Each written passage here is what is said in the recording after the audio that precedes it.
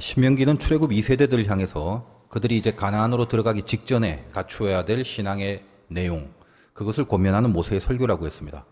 여러 가지 중요한 메시지들이 많지만은 핵심이 뭔가요? 지금 너희들 가나안에 들어간다. 그럼 들어가면 전투가 있을 것이다. 전투에서 반드시 이겨야 되는데 하나님이 반드시 함께한다. 이거 절대 잊지 마라. 하나님이 함께한다라는 믿음, 이걸 분명하게 전해주고 싶었던 것이 모세의 가장 간절한 마음이지 않나 생각이 듭니다.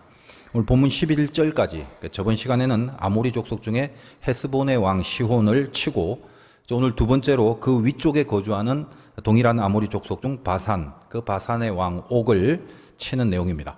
그리고 이제 다음 시간에는 그 전투에서 차지한 그 요단의 동편 땅을 이스라엘의 세 지파에게 분배하는 내용이고, 그 본문 내용의 말미에 다음 시간에 하겠지만은 여호수아에게 특별한 명령을 내리는 그 내용을 기록하고 있습니다.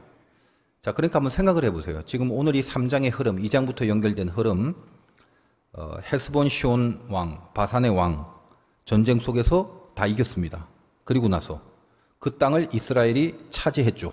그리고 나서 그 다음에 모세가 여호수아에게 한마디 하는 거예요.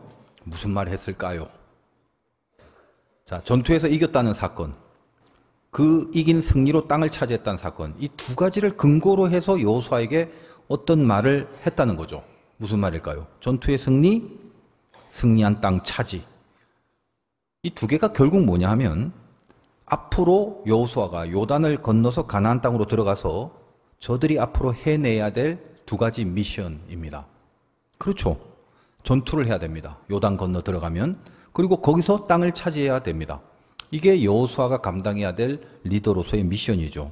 그러므로 그 강을 건너기 전에, 강 건넌 다음에 전투하고 땅을 차지할 건데 그 건너기 전 여기서 리허설을 한 거다 이 말이에요. 그 싸움의 원리, 그 경험, 그 연습, 그 훈련을 여기서 했다는 거예요. 요단 건너기 전에 했던 두 가지가 오늘 이 흐름이 뭐였습니까? 전투와 땅 차지죠. 그럼 요단을 건너서 해야 될 두 가지는 뭡니까? 동일하게 전투와 땅 차지입니다. 그래서 요단을 건너기 전에 미리 그 원리와 경험과 훈련을 시킨 겁니다. 그것이 시온 왕과 바산 왕 옥을 치고 전투죠, 그것이. 그리고 그 땅을 차지하여 이스라엘 지파에게 분배를 한 겁니다. 땅을 차지한 것이죠. 정말 여호수아에게 이런 점에 대한 명령을 분명히 했는지 방금 제가 말씀드린 것이 사실임을 한번 확인해 보도록 하겠습니다. 3장 21절, 신명기 3장 21절, 22절 보겠습니다. 그때 내가 여호수아에게 명령하여 이르기를 너희 하나님 여호와께서 이 두 왕, 시온 왕과 바산 왕 행하신 모든 일을 네 눈으로 보았거니와 네가 가는 모든 나라에도 이제 요단 건너서 저쪽으로 들어가는 그 나라에도 여호와께서 이와 같이 행하시리니 너희는 그들을 두려워하지 말라. 너희의 하나님 여호와께서 친히 너희를 위하여 싸우시리라 하였노라. 자, 무슨 말이죠? 여호수아야, 이제껏 너 다 봤지? 지금까지. 자, 헤스본, 바산 다 쳤다. 근데 너희가 힘이 있어서 한 게 아니잖아.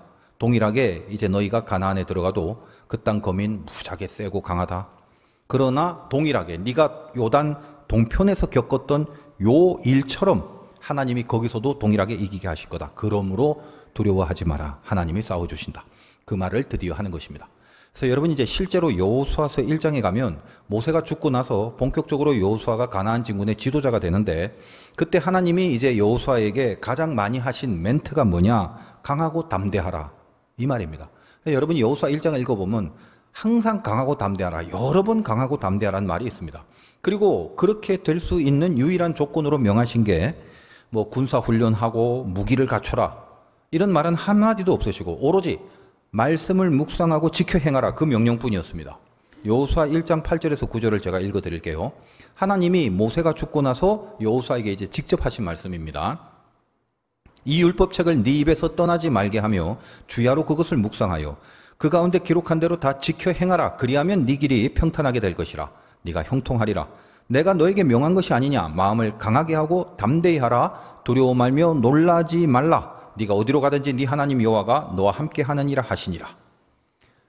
두려워하지 말라라는 이유, 하나님이 너와 함께 하신다라고 이야기를 하십니다. 자, 이제 먼저 이 성경이 말하고 있는 두려움에 대해서 분명히 알고 가야 할 개념이 있습니다. 오늘 말씀 제목이 이제 두려움이 없어야 확실히 이긴다인데, 두려움의 개념을 한번 생각해 보자는 거예요. 오늘 바산왕을 치러 갈 때 3장 2절의 본문을 다시 한번 보겠습니다.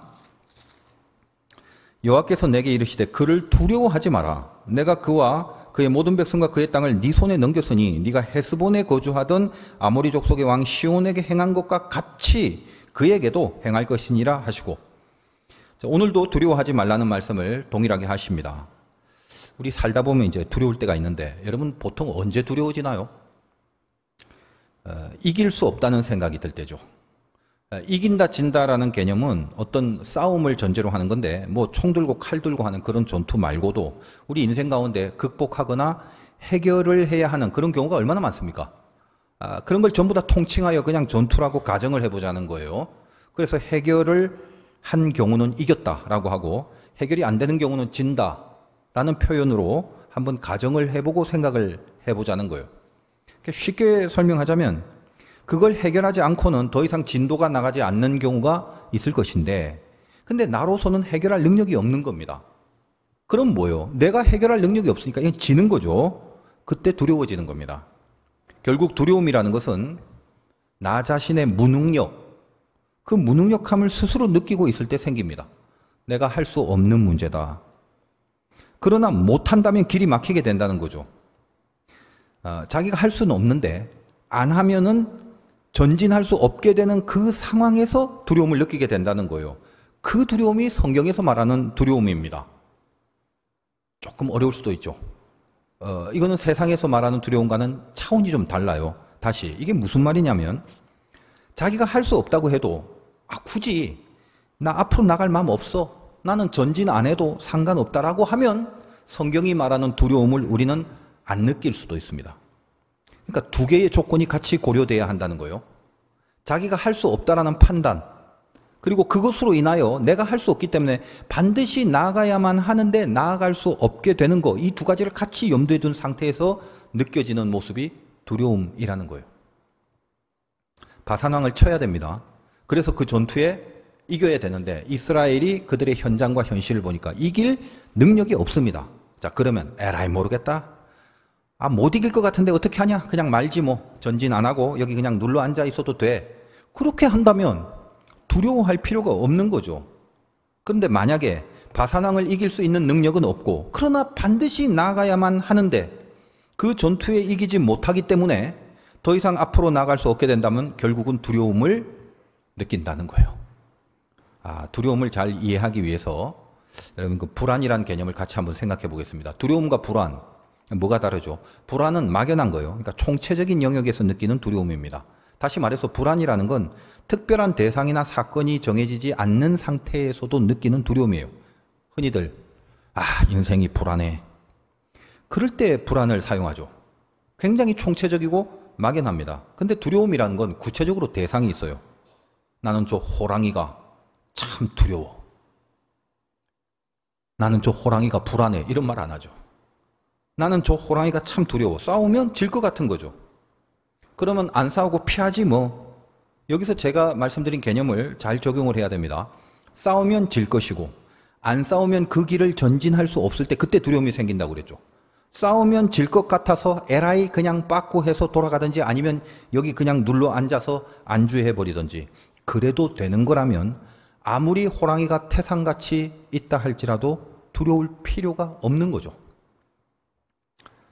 이스라엘이 바산왕을 치지 못하면 전진이 안 됩니다. 헤스본을 치고 시온왕을 무너뜨리자 모르긴 해도 동일한 아모리족 속인 바산이 이 이스라엘을 가만 놔두겠습니까? 당연히 같은 아모리족 속인 바산왕이 가만히 있을 리가 없죠. 막을 겁니다. 그런데 만약에 이스라엘이 그래 전진 안 해도 돼. 뭐 방해하냐 막냐? 가나안 안 들어가. 우리 안 들어가도 상관없어. 그렇게 여긴다면 바산을 두려워할 필요가 없죠. 그러면 뭐예요? 하나님은 두려워하지 말라라고 응원을 해줄 필요도 없죠. 근데 지금 하나님이 백성들에게 강조하는 게 뭡니까? 두려워하지 말라라고 합니다. 바산왕을 맞닥뜨리는 바로 그 직전에 하는 약속이고 하나님의 메시지가 두려워하지 말라라고 합니다. 그러면 말씀드렸죠. 두 가지 조건을 충족시켜야 되는 겁니다.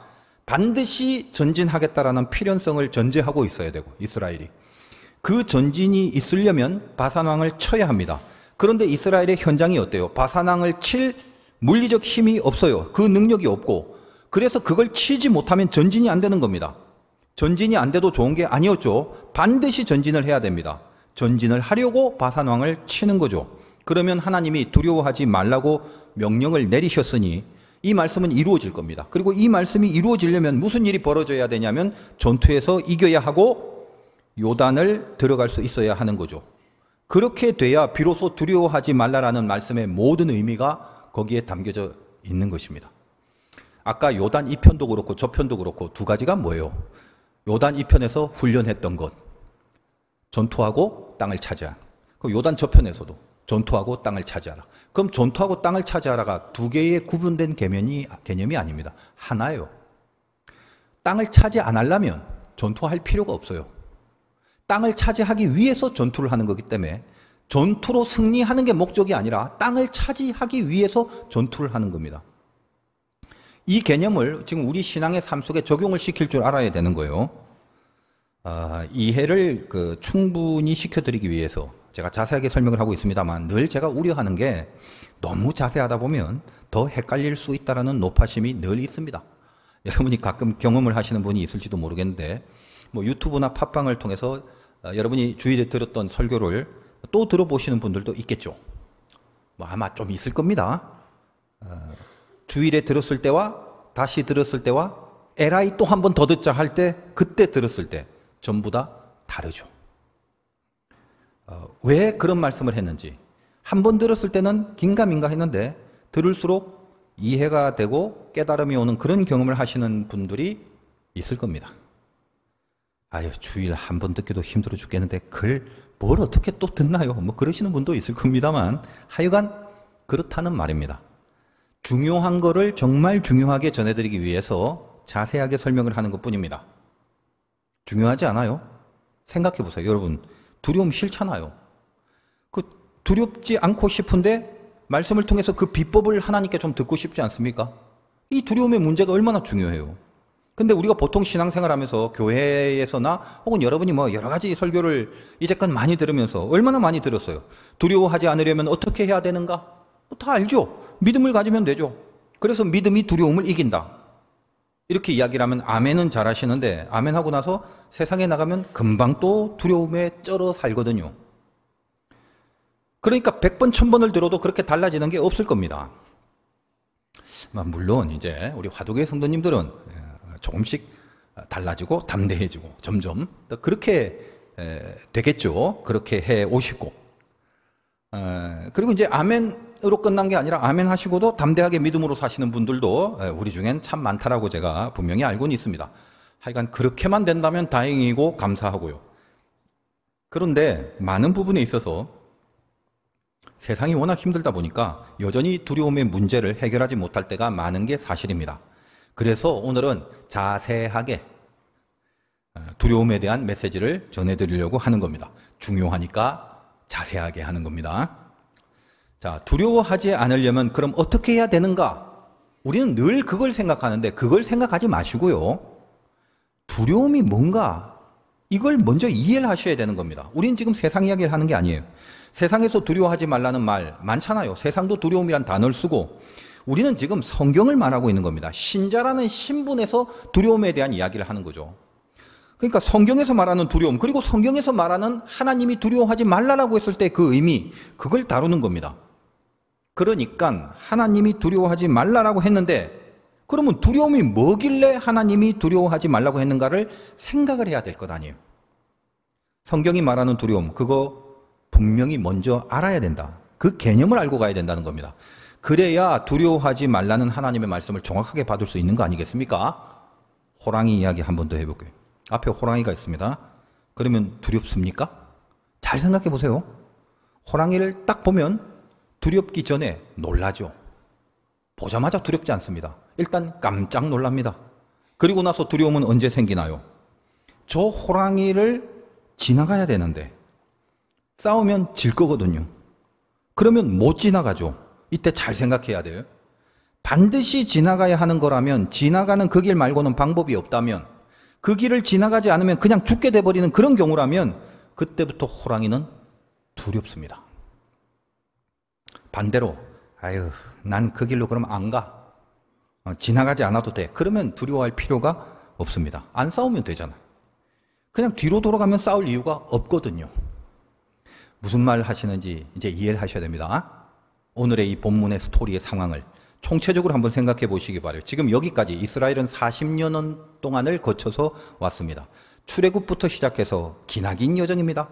그 가운데 얼마나 파란만장한 사건들이 있었습니까? 그런데 잘한 일이든 잘 해결된 일이든 못한 일이든 막힌 일이든 기타 등등 모든 일들을 다 경험하면서 여기까지 온 이유가 뭐냐요? 궁극적으로 이스라엘이 애굽을 탈출한 이유가 뭐냐라는 말입니다. 탈출이 목적이 아니라 입성이 그게 목적이라고 말하죠. 제 말이 아니라 성경에서 수많은 부분 출애굽의 목적을 여러 번 언급을 합니다. 대표적으로 출애굽기 3장 8절에 이렇게 되어 있어요. 내가 내려가서 그들을 애굽인의 손에서 건져내고 그들을 그 땅에서 인도하여 건져내고 끝났다 손 턴다가 아니라 왜 건져냈냐 이 말이에요. 건져내고 인도하여 아름답고 광대한 땅, 즉 젖과 꿀이 흐르는 땅, 곧 가나안 족속, 헷, 아모리, 브리스, 히위, 여부스 족속의 지방에 데려가게 하노라. 그 가나안 땅에 데려가려고 끄집어 왔다. 이렇게 되는 겁니다. 그럼 이 두 가지는 분리된 게 아닙니다. 안 들어가고 나온 건 의미가 없어요. 이건 나온 것도 아니에요. 나왔는데 안 들어갔다. 그건 나온 게 아니에요. 나온 곳과 들어가는 게 하나라는 개념입니다.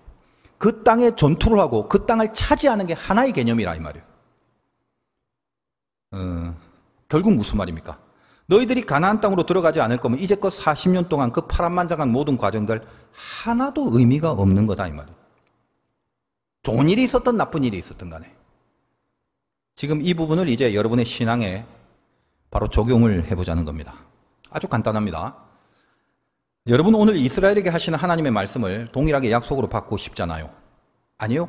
두려워하지 말라라는 그 약속이 나에게 주시는 약속이기를 바라고 소망하지 않습니까? 하나님의 약속이 떨어지기만 하면 그대로 이루어지니까 나는 두려워하지 않을 사람으로 세상을 살아갈 수 있잖아요. 그 얼마나 기대가 되고 소망이 돼요. 그 약속이 내 약속이 돼야 되는데 나에게 주시고 나에게 적용되는 말씀이 됐으면 좋겠는데 하나님이 하신 말씀은 그대로 이루어집니다. 그래서 오늘 내용도 하나님의 말씀처럼 바산왕을 멸절시키는 승리를 지금 이 말씀대로 행하여 주시지 않습니까? 결국 바산왕을 이기고. 그렇다면 어떻게 해야 두려워하지 말라고 하시는 하나님의 이 말씀이 동일하게 나한테도 적용이 되는 약속이 되어줄 수 있는 걸까요? 이제껏 말씀드린 이 이야기를 토대로 여러분은 분명하게 그걸 알아야 돼요. 뭐냐? 가나안에 반드시 들어간다는 불변의 각오가 있어야 된다는 것입니다. 그게 제일 중요합니다. 가나안에 들어간다는 건 뭐냐 하면 우리식으로 표현하면 하나님의 백성이 된다는 거예요. 하나님의 자녀가 된다는 겁니다. 정말 예수를 믿는 신자가 된다는 것입니다. 그 신자로서의 신분의 완성을 의미하는 그곳이 가나안입니다. 출애굽에서 나와서 그래서 애굽의 바로의 노예가 아니라 하나님의 자녀가 됐지만 그 시작에서부터 하나님의 자녀로서의 완성은 가나안에서 이루어집니다. 영적 상징이 그거다 이 말이에요. 여러분이 가나안에 들어가지 않을 거면 지금까지 했던 모든 것들이 다 의미가 없는 거죠. 하나님이 두려워하지 말라라는 약속을 주는 대상으로 우리가 존재하려면 제일 처음의 조건이 전제가 뭐냐? 나는 가나안에 반드시 들어간다. 반드시 예수를 믿는 진짜 신자가 되리라는 각오. 이것이 불변의 경지에 있어야 된다는 거예요. 앞에서 계속 말씀드린 것처럼 전진하겠다. 그 안에 들어가겠다는 전제가 없으면, 그게 없다면 우리는 두려워할 필요도 없습니다. 모든 두려운 대상들이라는 건 전진하려고 하는데, 전진해야 되는데 전진할 수 없게 만드는 것들입니다. 예수 믿는 자들은 영적인 부분에서 두려움이 있어야 됩니다. 그래서 예를 들어 유치하지만 이해를 돕기 위해서 도둑질을 한다고 칩시다. 그 죄성이 도둑질의 죄성을 갖고 있는 사람이 있어요. 그래서 탐심이 들고 훔치고 싶은 마음이 들어와갖고 죄를 질까봐 두려워지는 거예요. 내가 예수를 믿는데 그런 마음이 들기 때문에 옆에 어떤 사람이 앉아있다 일어났는데 지갑이 빠져서 놓여있습니다. 얼핏 봐도 상당히 많은 돈이 들어가 있어요. 주변에 아무도 없고 CCTV도 없어요. 지금 그리고 급하게 돈이 필요한 상황에 평소보다 훨씬 강한 유혹이 몰려옵니다. 그걸 뭐요? 두려워하는 겁니다. 왜 두려워하나요? 그냥 훔쳐서 쓰면 아무도 모를 텐데 그럼 되잖아. 그냥 쓰면 훔쳐서. 뭘 두려워해요? 근데 두려워합니다. 두려워하는 이유가 뭔가요? 나는 가나안에 가야 되는 사람이잖아요. 내 목적은 전진입니다. 예수를 믿는 신자가 돼야 됩니다. 그걸 버리지 않습니다. 그것만큼은 버릴 수가 없습니다. 그래서 두려운 거예요. 전진은 해야 되는데 내가 이걸 이길 만한 실력의 능력이 없는 거죠. 그러면 두려움이 생긴다는 거예요. 만약 나 예수 믿는 그 길 안 가. 그럼 두려울 이유가 없죠. 그렇다면 하나님이 나는 그 길 안 가겠다라고 해서 두려움이 없다면 동시에 하나님은 그에게 두려워하지 말라라는 약속과 말씀을 주실 필요가 없는 거죠. 하나님이 두려워하지 말라라는 이 엄청난 약속을 주시는 사람은 신자가 되기를 결정한 사람입니다. 그 다음에 그 실력대로 완벽하게 행하냐 안 행하냐는 두 번째 문제고요. 그래서 반드시 그 신자의 길을 가야만 하는데 그 전제하에 그러긴 해야 되는데 그 목표를 이룰 만한 능력이 없는 그 두려움 속에 있을 때 하나님이 그 두려움은 내가 책임져 준다라고 이야기를 하시는 거예요. 그래서 두려워하지 말라라고 하는 겁니다. 보통 여러분들이 이제껏 많이 들어왔던 게 뭐예요? 두려워하지 않으려면 믿음이 있어야 돼. 믿음을 강하게 가져야 돼. 두려움의 반대말은 믿음이야. 그러면서 그렇게 알고 있는데 맞죠? 그런데 우리는 좀 더 깊이 들어가 보자라는 거예요. 두려워하지 않으려면 두려워하지 말라라는 하나님의 말씀이 떨어져야 두려워하지 않게 될 건데 그 말씀은 뭐예요? 반드시 신자가 돼야 한다는 불변의 각오를 가진 사람에게만 주어지는 약속이란 사실입니다.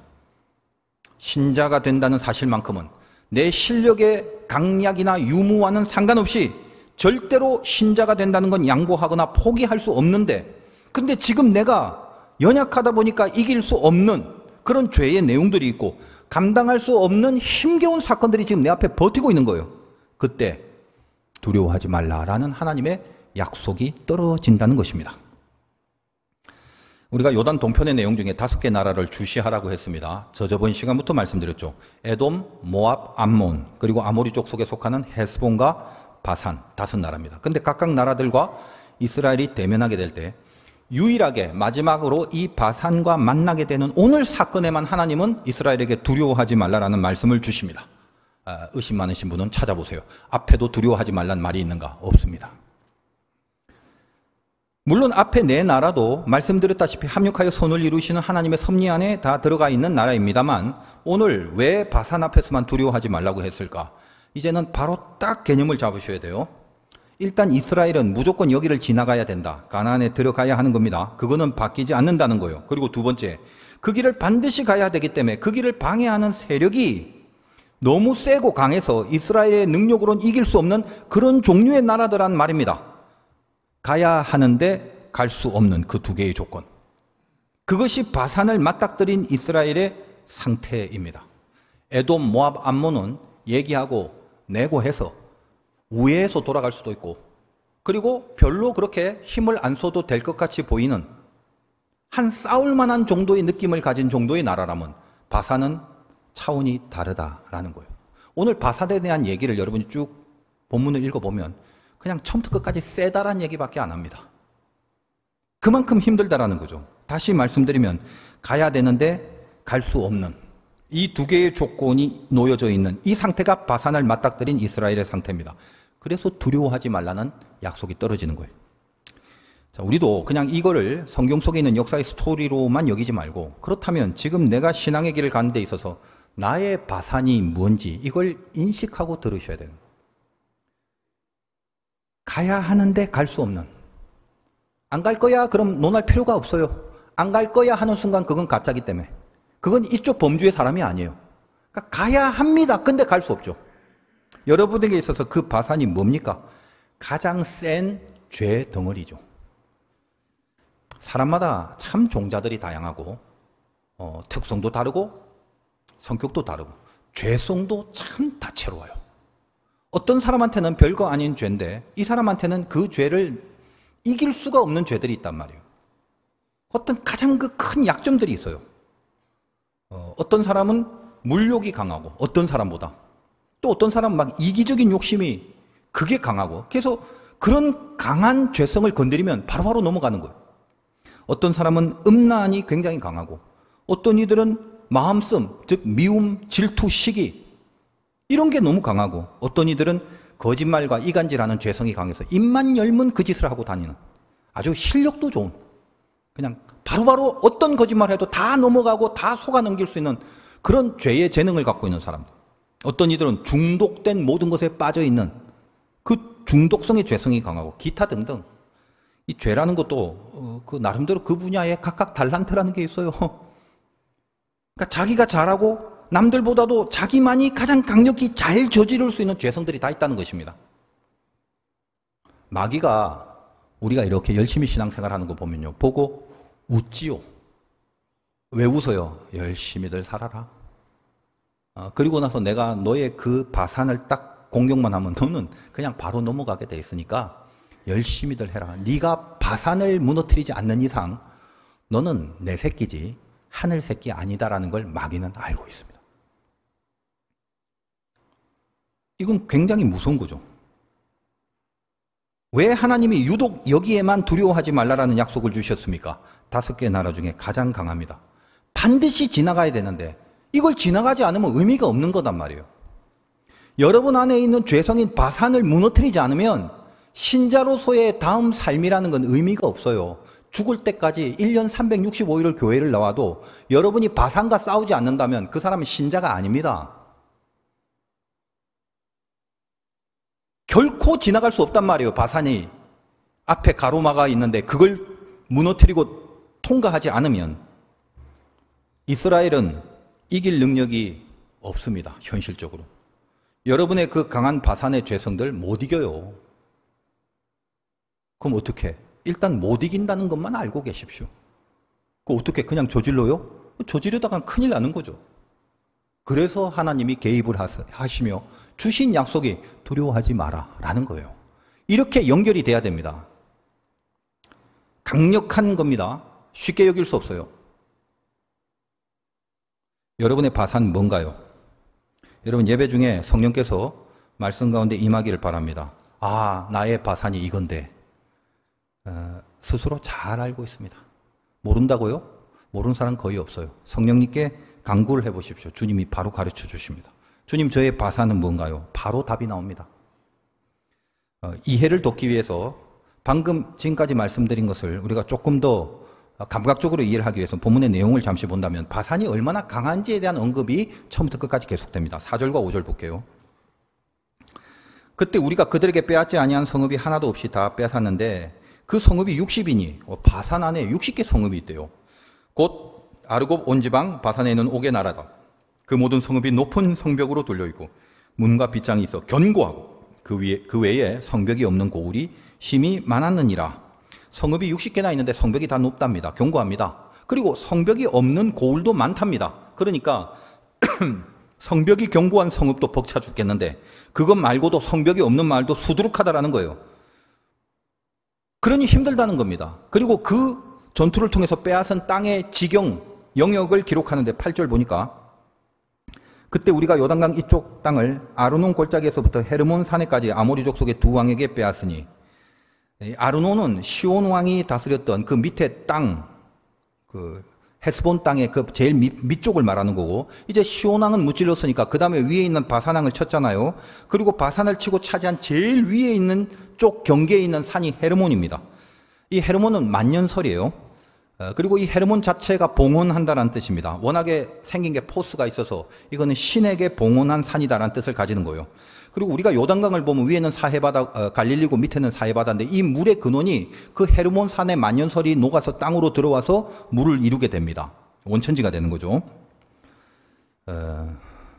그래서 9절 보면 가로 열고 헤르몬 산을 시돈 사람은 시론이라 부르고 아모리 족속은 스닐이라 불렀느니라. 별칭이 생깁니다. 시돈 사람이 시론이라고 불렀는데 이거 철갑옷이란 뜻이에요. 그러니까 만년설이다 보니까 햇빛이 그 산에 비추면 반짝반짝하는 모습이 철갑옷을 입고 빛에 빛나는 이런 모습을 유사하게 붙인 별명이고 아모리 족속은 스닐이라고 불렀다는데 스닐은 뾰족하다라는 말입니다. 그 산의 정상이 웅장하게 솟은 그런 모습을 말하는 거죠.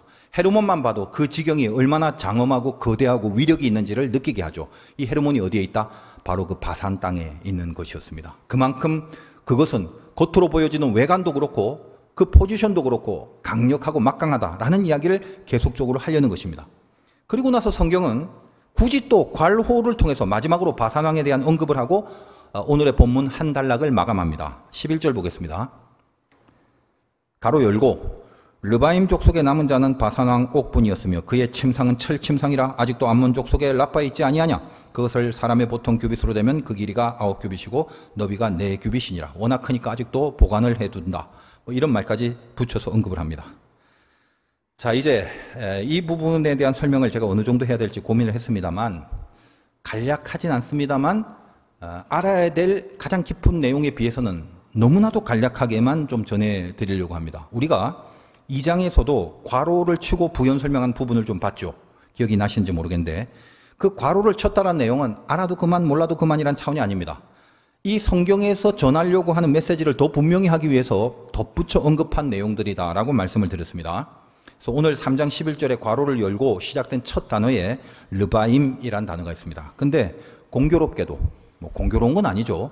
뭐 어차피 의도적으로 그렇게 한 것인데 2장에 나오는 그 두 번의 괄호 안에 있는 내용 중에 공통적으로 르바임이란 단어가 있습니다. 확인만 좀 할게요. 2장 10절 보세요. 가로 열고 이전에는 에밈 사람이 거기 거주하였는데 아낙 족속같이 강하고 많고 키가 크므로 그들을 아낙 족속과 같이 르바임이라 불렀으나. 그러니까 아낙이란 이 말 속에 거대한 장대한 자들인데 그 르바임이란 말도 같은 말이다 이 말이에요. 그러니까 다 크다, 거인족이다 이런 말을 하는 거예요. 2장 20절 보겠습니다. 가로 열고 이곳도 르바임의 땅이라 하였나니 전에 르바임이 거기 거주하였음. 암몬 족속은 그들을 삼순민이라 일컬었다. 그 르바임을 보고 이렇다 저렇다는 명칭들이 많이 붙여지는데 일일이 다 그거는 설명하지 않겠습니다. 결론적으로 어떤 겁니까? 그 가로 안에 들어가 있는 내용 중에 공통적인 게 르바임이다라는 거예요. 그래서 이거 정말 간단하게만 말씀드리겠는데 저번에도 말씀드렸다시피 성경에 등장하는 이 거인족들의 메시지는 상당히 깊습니다. 기회가 되면 어쨌든 다시 살펴볼 수 있는 시간이 있을 거라 생각하고, 자, 르바임, 괄호에 다 있는 르바임이 뭐냐? 거인이란 뜻입니다. 그래서 아낙 자손을 르바임이라고 부르기도 하고 거인이라는 말 자체의 뜻을 갖고 있습니다. 르바임이. 그러니까 일반 명사도 되고 고유 명사도 되는데 거기 르바임이 있다란 말은 거인이 있다란 말도 되고 그 르바임이라 불리는 거인 족속이 있다는 말도 되는 거예요. 하여간 이 르바임이란 말 자체가 이 히브리 말은 르바임 이러면 이게 복수형이 되는데 라파라는 단어의 복수형입니다. 그러면 라파가 뭐냐? 성경에 등장하는 거인이란 이름들은 처음부터 끝까지 긍정적이지가 않습니다. 신앙적으로. 그러니까 영적으로 볼 때 이렇게 장대하다, 크다, 뭐 거대하다, 거인 이런 말이 나오면 이것은 바산과 같이 아주 강력한 영적 대적을 상징하면서 성경에서 내내 우리들에게 제시되고 있습니다. 그래서 이런 이야기를 설명하자면 저 창세기 때부터 네피림에 대한 이야기부터 풀어가야 되죠. 아십니까? 하나님의 딸들이 사람의 딸들을 지멋대로 취해서 나온 소생으로 이 네피림이라는 말을 성경에서는 굉장히 강하고 세고 크고 거대한 이런 모양으로 우리들에게 소개를 합니다. 일단 생략을 하고 오늘 이제 르바임에 대해서 한번 주목을 하겠습니다. 같은 라인인데 라파의 복수형이라고 했는데 여러분 라파라는 말은 교회 좀 다니셨으면 좀 익숙하죠. 왜 익숙하냐? 여호와 이레, 여호와 리시, 여호와 라파 여기서 많이 들어본 거죠. 그 라파란 말은 치료입니다. 그러니까 치료하시는 하나님을 여호와 라파라고 그러죠. 준비하시는 하나님을 여호와 이레라고 그러고. 그러면 라파가 여호와 라파도 있는데 좋은 말 아닌가요? 뭐 좋죠. 치료한다, 고친다, 되살린다라는 뜻이에요. 라파는. 그러나 좋은 의미로 되살렸으면 좋겠는데 르바임을 만든 라파는 좋은 의미가 아닙니다. 영적으로 안 좋은 말이에요. 뭐냐? 한번 소멸해도 또 되살아나서 달려들고 죽이면 또 살아나고 그렇게 아주 강력한 죽지 않는 죄성을 말하는 것입니다. 라파. 그 라파의 복수형이 르바임이고 그 르바임에 거인이란 뜻이 같이 있는 거예요. 그러므로 거인이란 뉘앙스 안에는 뭐죠? 뭐가 거인이다? 크다 세다도 중요하지만 영적인 면에서 어떤 센 게 있다? 되살아나는 죄성. 죽이면 또 올라와. 소멸하면 또 생겨. 그 죄성의 메시지가 깔려 있습니다. 자, 홍수 심판 이후에는 아까 말씀드린 그 네피림이 다 소멸되죠. 없어지죠. 그런데 그에 준하는 원리상 비슷한 니므롯이라는 용사가 등장합니다. 노아의 아들 중에 죄를 지었던 셈, 함, 야벳 중에 함이 저주를 받아서 이 함의 후손이 창세기에 기록되어 있는데 뭐 일단 다 생략하고 그 님으로 또 하나님을 대항하는 존재로 설명되어 있습니다. 제가 그 1부 예배 때도 이 얘기를 하면서 1부는 시간을 빨리 끝내야 되기 때문에 성경을 안 찾아봤는데 2부 예배는 좀 여유가 있으니까 여러분이 뭐 언제 또 기회가 있겠습니까? 창세기는 찾기 쉬우니까 한번 창세기 10장으로 살펴보겠습니다. 창세기 10장 보십시오.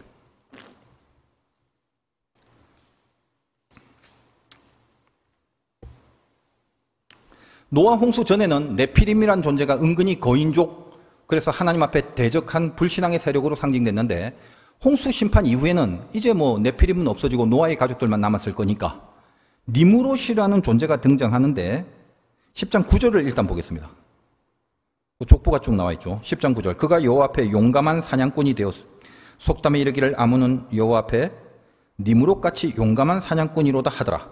그러니까 뭐 니무롯이라는 사람이 있는데 국산말만 보면 용감한 사냥꾼이다. 이게 뭐 무슨 죄성이 있겠습니까? 근데 이제 이게 국산말로 번역을 좀 잘못했어요. 그래서 우리한테 전달할 메시지가 잘 전달되지 않았습니다. 이 하나님 앞에서라고 하는 게 하나님 앞에 인사하려고 하나님 앞에 간 게 아니라 앞에서라는 이 히브리어 R이란 단어는 원래 뜻이 대항하여라는 말입니다. 그러니까 왜 앞에 섰어요? 하나님 앞에 대항하려고. 그러니까 원문을 보면 니무롯은 하나님을 대항하는 존재고 그래서 용감하다. 오늘 우리 성경에는 옛날 성경에는 뭐 용사, 센 사람 이런 호칭을 듣는 족속인데 이 니무롯에서 비롯한 족보들 그러니까 니무롯의 후손들이 창세기 10장 거기 살펴보면 어떤 것들이 등장하는지 잘 한번 눈여겨보십시오. 10절 그의 나라 니무롯의 후손이에요. 그의 나라는 신할 땅의 바벨 많이 들어봤죠? 여러분 바벨론만 해도 유명하지 않습니까? 남유다를 멸망시킨 에렉과 아갓 갈레에서 시작됐고 11절 그가 그 땅에 아수르로 나아가 아수르 많이 들어봤죠? 북이스라엘 멸망시킨 제국 다 나오네 우리가 알고 있는. 그러더니 14절에 바드루심과 가슬루힘과 갑돌임을 이 갑돌이 많이 들어봤죠? 성경에 갑돌이 나온다고 말씀드렸죠. 뭡니까? 블레셋이라고 그랬죠. 그러니까 가로 열고 블레셋이 나왔더라. 잘 한번 보십시오. 우리가 역사 이래로 늘 이스라엘의 대적이 됐던 끔찍한 제국의 세력들 바벨론, 뭐 아수르, 뭐 블레셋 이런 것들이 역사를 쭉 추적해 보니까 누구의 후손? 니무롯의 후손이 되더라는 것입니다. 그럼 니무롯은 뭐예요? 여러분 노아의 아들 중에 죄를 지은 자가 함이잖아요. 다 알죠? 그리고 그 함의 아들은 몇 명이 있었습니다. 그 중에 구스라는 자의 후손, 함의 아들 중에 구스가 있었는데 그 구스의 후손으로 니무롯이 있고 니무롯 이후에 방금 확인한 것처럼 그 후손들이 이런 아수르, 바벨론, 블레셋 같은 족속들이다. 그러니까 쭉 올라가면 니무롯 위로 쭉 올라가면 함이 있는 거죠. 노아 홍수 심판 이후에 새로운 세대가 시작됩니다. 노아의 아들들로 인하여. 그 중에 죄를 지어서 저주를 받은 함의 후손들이다라는 거예요. 이게. 그리고 이 함의 아들 중에는 아까 니무롯은 구스에서 났지만 함의 아들 중 구스에게서 난 게 니무롯 계열이지만 그 함의 아들 중에는 구스 말고 가나안이라는 이름을 갖고 있는 아들도 있었습니다. 6절 보십시오. 창세기 10장 6절. 함의 아들은 구스와 미스라임과 붓과 가나안이요. 막내쯤 되는 것 같아요. 그럼 그 가나안이란 자의 후손도 있을 것인데 그 후손이 누구냐? 10장 15절 이하를 보십시오. 가나안은 장차 시돈과 헷을 낳고 여부스, 아모리, 기르가스, 히위, 알가 이 유명한 말들이죠. 그 익숙한 가나안 땅의 7개 부족들. 아 그러니까 가나안 왜 가나안이라고 하냐? 가나안은 이스라엘이 지금 들어가야 될 땅의 팔레스타인 이름이기도 하지만 그 이름이 원래 뭡니까? 저주받은 함의 아들이 있었다는 걸 나타내 주는 거죠. 그래서 그 아들의 족속으로 가나안의 7족속들 우리가 지금 다루고 있는 아모리를 포함한 숱한 그리고 저번 시간인가 저저번 시간에 언급했던 그 땅에서 하나님 앞에 대항하는 그 끔찍하고 더러운 죄악들을 저지르는 그 족속들이 바로 이 가나안의 후손으로 팔레스틴에 있다라는 이야기를 하는 것입니다. 성경이 예리하게 지적하는 바가 그 10장 전에 9장이잖아요.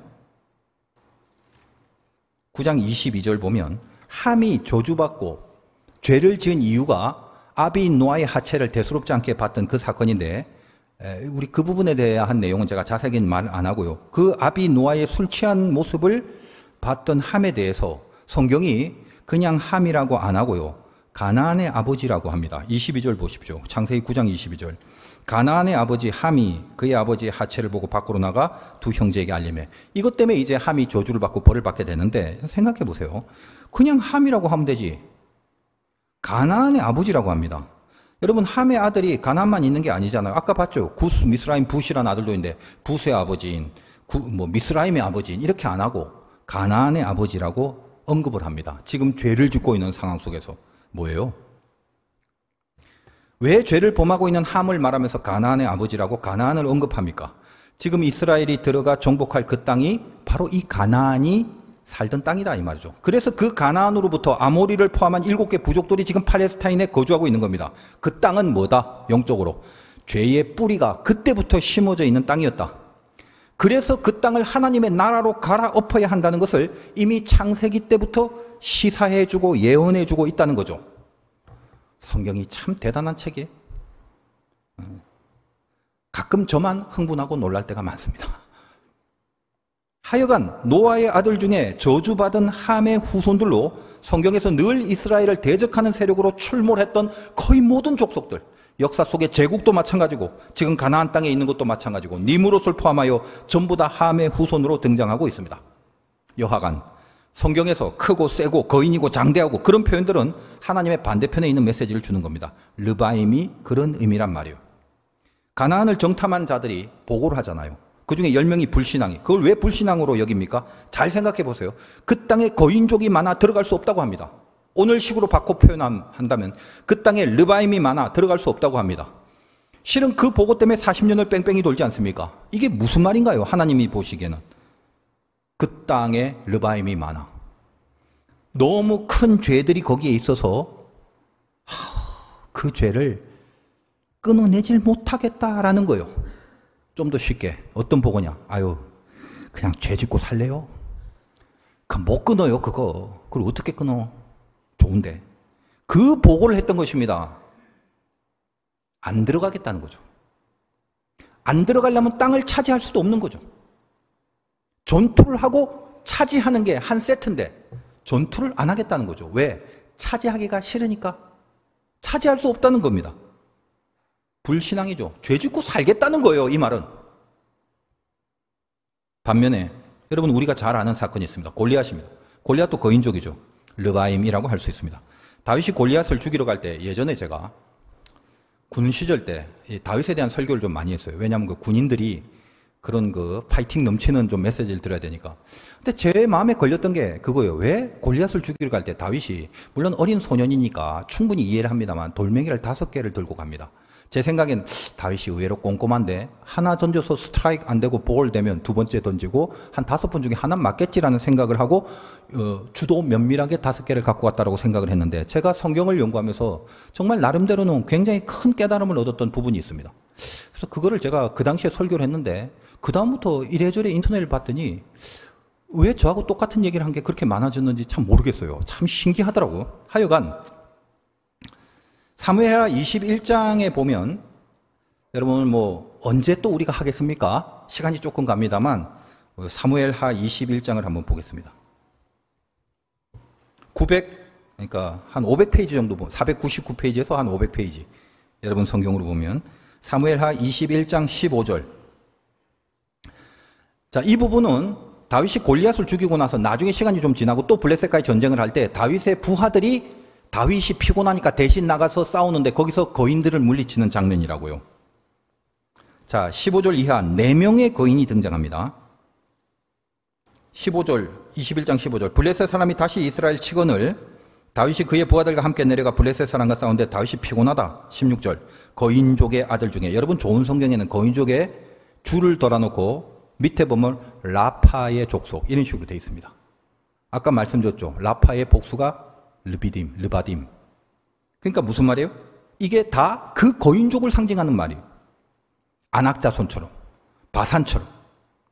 그 거인족의 아들 중 무게가 300세겔 되는 노창을 들고 색깔찬 이스비브놉 하나. 근데 이걸 죽이죠. 아비새가 다윗을 도와서. 두 번째 18절. 그 후에 다시 블레셋 사람 곱에서 전쟁할 때 후사 사람 10북에는 거인족의 아들 중에 삽. 이 거인족도 밑줄 쳐놓고 라파 돼 있습니다. 왜 거인족이란 이름을 사용하는지를 보시란 말이에요. 2명. 세 번째, 19절. 블레셋 사람과 곱에서 전쟁할 때 베들레헴 야이로겜의 아들 에라나는 가드 골리앗의 아들 아우가 있었네. 동생 라흠이 같은 족속이겠죠. 3명. 네 번째, 가드에서 전쟁할 때 20절입니다. 그곳에 키가 큰 자 하나, 손가락 발가락이 각각 6개, 24개. 그도 거인족의 소생이라. 이름은 안 나와 있습니다만 어쨌든 24개의 가락을 갖고 있는 1, 2, 3, 4, 4명.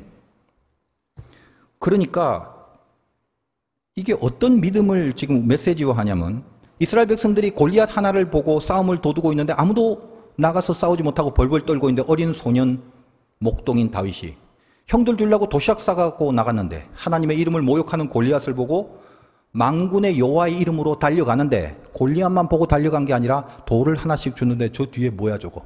한 놈, 두 놈, 세 놈, 네 놈. 도합 5이네. 5개의 돌을 갖고 거인을 향해 달려가고 있는 것입니다. 하나님이 그 다윗의 모습을 봤을 때 눈물이 안 나오겠어요? 저는 다윗 인생 이 한 방으로 끝났다라고 봅니다. 여러분, 다윗이 숱한 죄를 많이 저질렀지만 그때 그 한 방에 하나님을 감동시킨 그 일은 하나님 잊을 수가 없을 거예요. 번외의 말입니다만 제가 신앙생활하면서 이거는 신학적인 건 아닙니다. 제 그냥 감정적인 건데 하나님이 어떤 분이시냐면 9개의 잘못을 해도 1개만 잘하면 이 1개를 영원히 기억하시는 분이더라고요. 그게 부모의 마음이에요. 가만 보니까 아버지가 그런 마음을 갖고 있더라는 거예요. 여러분, 다윗이 그때 하나님을 감동시킨 이 하나 때문에 사실은 다윗이 그 뒤에 실수도 많이 하고 범죄를 많이 저질렀는데도 불구하고 그런데도 다 봐줬다가 아니라 물론 다윗은 즉각적으로 회개하여 다시 하나님 편에 가게 되는 이런 기가 막힌 신앙의 위력을 발휘하고 있습니다. 그래서 이제 하나님이 용서를 해주신 겁니다만 어쨌든 하나님의 평가는 내 마음에 합한 자라라는 평가죠. 이게 한 방입니다. 센 사람을 이길 수 있는 능력을 발휘했다가 아니라 더 깊은 영적인 세계 속에선 죄의 모든 세력을 하나도 남겨두지 않겠다라는 철저한 믿음의 모습이죠. 다 각설하고 오늘 이제 본문 신명기 11절에 르바임의 바산왕 옥. 왜 르바임이라고 했나요? 결국 뭐다? 거인이란 말이에요. 그런데 그 거인의 모습을 어떻게 표현하냐면 침대 크기까지 다 나와 있죠. 아모리족 속에 속한 거인, 바산은 아모리니까 그 아모리는 아까 말했죠. 위로 올라가면 니무롯이 있고 그 위에 조상이 함이 되고 조상의 뿌리가 죄성이란 말이죠. 그러니 바산은 그냥 크고 센 존재가 아니라 죄의 뿌리를 갖고 있는 죄성의 가장 강력한 존재를 의미하는 거고 몸이 큽니다. 그래서 침대가 커요. 철로 됐답니다. 읽어보니까 크기가 규빗으로 나와 있는데 길이가 9규빗, 넓이가 4규빗. 오늘날 환산을 하면 길이가 4m, 넓이 2m 되는 규빗. 엄청나게 크죠. 거인 맞습니다. 그런 언급들을 왜 괄호 안에 굳이 놓고 말하고 있나. 침대 사이즈까지. 이기기 힘들다 그겁니다. 반드시 지나가야 되는데 강을 건너야 가는데 그건 정해져 있는데 바산이 너무 세다는 거예요. 여러분이 신자로 살아야 되는데 이 죄를 꺾고 끊어버리기에는 너무 세고 강력하다는 거예요. 그래서 하나님이 이 바산과의 전투에서만큼은 그저 내 나라와에게는 말하지 않았던 두려워하지 말라는 약속을 주시는 겁니다. 여러분이 잘라내야 되고 버려야 되고 극복하고 이겨야 할 그 죄성이 뭔가요? 오늘 이 말씀 속에 여러분 가슴 속에 주님이 지적해 주셨나요? 거인같이 아모리 족속, 르바임 족속, 이 바산왕같이 늘 그렇게 내가 이겨내지 못하는 가장 강한 죄성들이 무엇이냐 이 말입니다. 그것과 싸우지 않는다면 여러분은 가나안으로 들어가지 않는 겁니다. 두려워하지도 않는 것이고 아유 그냥 내버려둬도 아무 일 없다고 하면서 죽을 때까지 교회만 뻔질나게 왔다 갔다 하는 거짓된 신자로 살아갈 뿐입니다. 정작 신자가 해야 될 가장 중요한 일, 그걸 안 하고 사는 것에 불과하다는 거예요. 승리는 두려움이 없어져야 합니다. 그렇죠. 하나님이 두려워하지 말라고 약속을 주셔야 두려움이 없어지는 겁니다. 오늘 말씀은 우리에게 주시는 약속입니다. 두려워하지 마라. 하나님은 두려워하지 말라고 하면서 내가 너와 함께 한다고 하십니다.